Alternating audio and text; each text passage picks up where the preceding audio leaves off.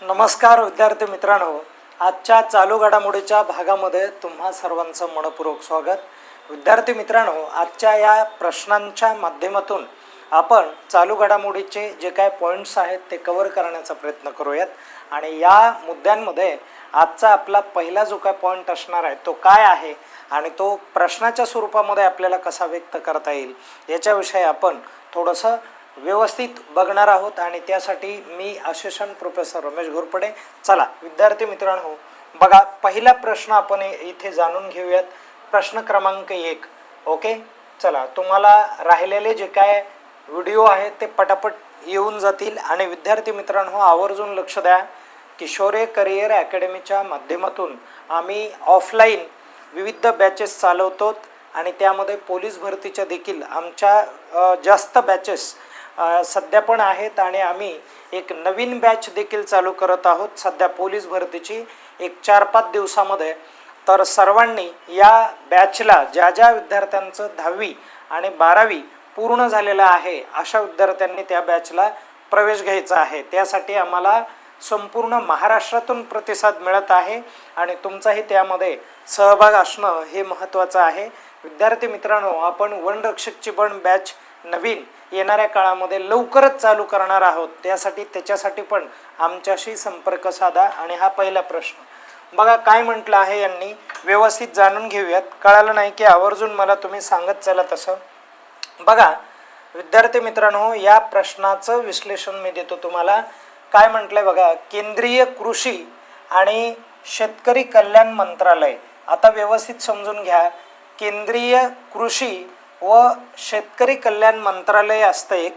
आणि या मंत्रालयाच्या माध्यमातून उत्तर विभागीय कृषी परिषद कुठे आयोजित करण्यात आलेली आहे असं या ठिकाणी म्हणजे प्रश्न तुम्हाला विचारला जाऊ शकतो. तर त्याचं करेक्ट उत्तर काय आहे मित्रांनो, तर त्याचं करेक्ट उत्तर उत्तर प्रदेशमधील एक ठिकाण ठीक आहे, आणि ज्याचं नाव काय लखनौ असं आहे. आणि या लखनौमध्ये प्रामुख्याने ही जी उत्तर विभागीय कृषी परिषद आहे ही परिषद आयोजित करण्यात आली होती. ती तारीख होती बघा मित्रांनो 24 एप्रिल. किती एप्रिल होती? 24 एप्रिल ही तारीख होती. ही लक्षात राहू द्या. कळालं का सर्वांना? लक्षात येतंय का? तर असा पार्ट आहे. असंख्य विद्यार्थी आपण पोलीस भरतीला या वर्षी पण दिले बरं. याचा ऑनलाईन जो काय आपण म्हणजे रिझल्ट आहे तो येणाऱ्या काळामध्ये लवकरच पब्लिश करणार आहोत. ओके, तुम्हाला सगळा मुद्दा तिथे क्लिअर केला जाणार आहे. आणि बघा आता, भारतभर जनगणनेसाठी कोणता टोल फ्री क्रमांक जो आहे हा सुरू करण्यात आलेला आहे अशा प्रकारचा देखील तुम्हाला प्रश्न विचारला जाऊ शकतो. तर विद्यार्थी मित्रांनो, याचं करेक्ट उत्तर काय आहे? 1855 हा आता काय असणार आहे? टोल फ्री नंबर असणार आहे. ओके, हे लक्षात घ्या. इथे बघा काय म्हटलंय, let's us fulfil our responsibility. आणि त्याचबरोबर पार्टिसिपेट इन द सेन्सस. या सेन्ससमध्ये तुम्ही देखील म्हणजे सहभाग घ्यायला पाहिजे. आणि त्याची प्री जे काय नोंद आहे ती नोंद नुकतीच चालू आहे. मी देखील नोंद केलेली आहे. मोबाईलवर करू शकता आपापल्या. आता आपण पुढे जाऊयात, नंतरचा मुद्दा बघूयात. बघा, जागतिक आरोग्य संघटना ज्याला आपण WHO असं म्हणतो, वर्ल्ड हेल्थ ऑर्गनायझेशन म्हणतो. मला कमेंट करून सांगा की वर्ल्ड हेल्थ ऑर्गनायझेशनचं मुख्यालय हे कोणत्या शहरामध्ये आहे. आणि अलीकडे 5 किलोमीटरपेक्षा कमी वजन असलेल्या अर्भकांसाठी, बरं का लक्षात ठेवा हे महत्त्वाचं आहे, अर्भकांसाठी कोणत्या मलेरिया औषधाला मंजुरी देण्यात आलेली आहे. मलेरिया हा रोग आहे आणि या रोगावरती उपचार व्हावा म्हणून प्रामुख्याने काय करण्यात आलेलं आहे, तर औषधाला एका मान्यता देण्यात आलेली. आणि औषधाचं नाव मित्रांनो काय आहे, तर बघा कोआर्टम बेबी अशा पद्धतीचं नाव आहे, जे बेबीसाठीच वापरलं जाणार आहे. आणि प्रामुख्याने 5 किलो वजनापेक्षा कमी जे म्हणजे बाळ आहेत किंवा बेबी आहेत त्यांच्यासाठी प्रामुख्याने हे जे औषध आहे ही औषध वापरण्याची परवानगी दिली आहे. तमिळनाडू हे जे राज्य आहे, या तमिळनाडूमध्ये कोणत्या जिल्ह्यात अलीकडे होलोसिन कालखंडातील जीवाश्म सापडलेला आहे? ठीक आहे, तर प्रामुख्याने जर पाहिलं तर तो कालखंड 8,000 बघा 8,000 ते 12,000 वर्षापूर्वीचा कालखंड आहे मित्रांनो. आणि त्या कालखंडामध्ये कोणतं जीवाश्मय म्हणजे एक साधन आहे जे सापडलं आहे कुठे, तर तमिळनाडूमध्ये सापडलं. तमिळनाडूमध्ये जिल्हा कोणता, तर थुथुकुडी नावाचा जिल्हा आहे. लक्षात राहू द्या, तसं ते तमिळ नाव आहे म्हणून ते तुम्हाला थोडंसं वेगळं वाटू शकतं. ओके, आता आपण पुढे जाऊयात, नंतरचा मुद्दा समजून घेऊयात. बघा एप्रिल 2026 मध्ये रॉक लिंक इंडियाने भारतातील पहिल्या एकात्मिक लिथियम आयन बॅटरी पुनर्वापर सुविधाचं जे काय उद्घाटन आहे ते नुकतंच केलेलं आहे. आणि हे जे उद्घाटन आहे मित्रांनो, हे उद्घाटन त्याने कुठे केलेलं आहे, तर प्रामुख्याने सिकंदराबाद उत्तर प्रदेश या ठिकाणी काय झालेलं आहे, उद्घाटन झालेलं आहे. बघा इंडियाज फर्स्ट, ठीक आहे, 10,000 टन बॅटरी, तर असं म्हटलं आहे. हे लक्षात राहू द्या. बघा या गोष्टी महत्त्वाच्या आहेत. ओके, हा जो प्लांट आहे, हा प्लांट एवढ्या म्हणजे क्षमतेचा आपल्याला तिथे बघायला मिळणार आहे. आणि इकडे उद्घाटन झालेलं देखील मी तुम्हाला नुकतंच सांगितलेलं आहे. आता आपण थोडंसं पुढे जाऊयात, नंतरचा भाग बघा. CM इन्स्पायर, बघा CM इन्स्पायर ही एक योजना आहे, स्कीम आहे. आणि ही योजना कोणत्या राज्यामध्ये सुरू करण्यात आली किंवा कोणत्या राज्य सरकारने चालू केली, तर याचं करेक्ट उत्तर मेघालय आहे. त्याचं कारण सांगतो बघा काय झालं होतं तर. ओके, तर मेघालयमध्ये काय झालं, 2012 नंतर 13 नंतर जो UPSCचा जो काय क्राऊड आहे मित्रांनो, तो क्राऊड बिलकुल तिथे म्हणजे बंदच झाला टोटली. म्हणजे मला काय म्हणायचं आहे की मेघालय या राज्यातून UPSCला सिलेक्टेड कॅन्डिडेट जे आहेत ते लागलेले नाहीत.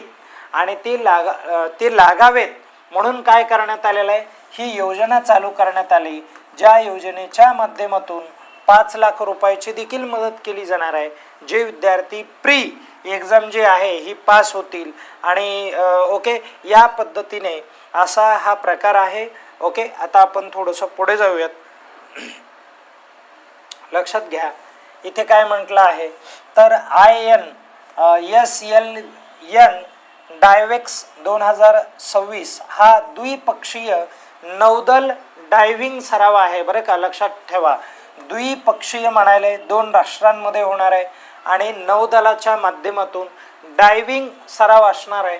आणि भारत आणि कोणत्या देशाबरोबर आयोजित करण्यात आला होता, अशा प्रकारचा प्रश्न विचारला जाऊ शकतो. याचं करेक्ट उत्तर आहे मित्रांनो श्रीलंका. काय आहे, श्रीलंका आहे. ओके, हा तो करार आहे प्रामुख्याने. ओके, आता इथे काय म्हटलंय बघा, तर INSLN डायवेक्स 2026 इज बघा bilateral diving exercise between India and Sri Lanka. Okay, कळालं सर्वांना. आणि हे जे आहे बघा, the exercise was held in Colombia. कुठं हेल्ड करण्यात आलं होतं, कोलंबिया बरं का, सॉरी कोलंबो या ठिकाणी. ओके, आणि कोलंबोमध्ये नेमकं कधी आयोजित करण्यात आला होता हा सराव, तर 21 ते 28 एप्रिलच्या दरम्यान आयोजित करण्यात आला होता बरं का. म्हणून हे देखील लक्षात राहू द्या, या गोष्टी महत्त्वाच्या आहेत. एवढं जरी लक्षात राहिलं तर ठीक, फार काय हे करायची आवश्यकता नाही आहे. ओके, चला पुढे जाऊयात आपण. नंतरचा मुद्दा बघा, तर 4थी भारत आफ्रिका मंच शिखर परिषद जी आहे ती मे 2026 मध्ये कोठे आयोजित करण्यात आली, अशा प्रकारचा प्रश्न विचारला जाऊ शकतो. तर त्याचं करेक्ट उत्तर आहे बघा नवी दिल्ली या ठिकाणी आयोजित करण्यात आला. कधी, नवी दिल्ली. आणि कोणत्या तारखेला, 31 मेला आयोजित करण्यात आलं बरं का. लक्षात राहू द्या, या गोष्टी महत्त्वाच्या आहेत. आता आपण पुढे जाऊयात. बघा कैरो जे इजिप्तमधलं ठिकाण आहे, येथे झालेल्या ISSF ज्युनियर विश्वचषक 2026 मध्ये भारतीय नेमबाजींनी एकूण किती पदके मिळवली, अशा प्रकारचा प्रश्न विचारला जाऊ शकतो. तर त्याच्यामध्ये करेक्ट उत्तर आहे बघा 16 पदके मिळवली. हे लक्षात ठेवा. यामध्ये जर आपण विचार केला तर गोल्ड जे आहेत मित्रांनो, गोल्ड तर गोल्ड किती आहेत बघा रे, गोल्ड ओके, तर गोल्ड 5 आहेत आणि सिल्वर किती आहेत ते समजून घेऊयात. सिल्वर ओके, तर सिल्वर 6 आहेत आणि त्यानंतर ब्रॉन्झचा जर विचार केला, ब्रॉन्झ ओके, तर ब्रॉन्झ 5 आहेत. मग असे एकंदरीत किती आहेत तर 16 आहेत. क्लिअर आहे सर्वांना. आणि चला शेवटचा प्रश्न बघूयात. बघा, अधिकृत मॅरेथॉन स्पर्धेत 2 तासापेक्षा कमी वेळेत शर्यत पूर्ण करणारा जगातला पहिला धावपटू कोण ठरला आहे तर हा ठरला आहे, ज्याचं नाव काय आहे तर सेबॅस्टियन सावे असं नाव आहे. आणि हे सेबॅस्टियन सावे कोणत्या राष्ट्राचे आहेत असं पण विचारलं जाऊ शकेल, तर केनिया हे राष्ट्र लक्षात ठेवायचं आहे. आणि यांनी रेकॉर्ड किती केला आहे मित्रांनो तर यांनी रेकॉर्ड 1 तास 59 मिनिटे 30 सेकंदामध्ये त्यांनी मॅरेथॉन जे आहे ती पूर्ण केली आहे. लंडन मॅरेथॉन आहे बरं का ती, हे पण लक्षात राहू द्या, लंडन मॅरेथॉन आहे. ठीक आहे, मॅरेथॉन. तर क्लिअर करा, या गोष्टी गरजेच्या आहेत. समजलं सर्वांना. आणि यांनी कुणाला हरवलेलं आहे तर लक्षात ठेवा, किंवा कुणाचा रेकॉर्ड मोडला आहे, हरवलं म्हणण्यापेक्षा ते हरवलं चुकीचं होईल. तर रेकॉर्ड केल्विन किप्टमचा रेकॉर्ड मोडला आहे, कारण यांनी रेकॉर्ड केला होता बघा त्यांच्या काळामध्ये 1 तास 59 मिनिटे आणि 40 सेकंद. बघा म्हणजे हे किती महत्त्वाचं आहे. आता रेकॉर्ड मोडलेला आहे. अशा प्रकारची तुम्हाला जी काय मोजकी आणि गरजेची जी काय माहिती आहे ही माहिती आपल्या चॅनलला उपलब्ध होते, तुम्हाला या माध्यमातून दिली जाते.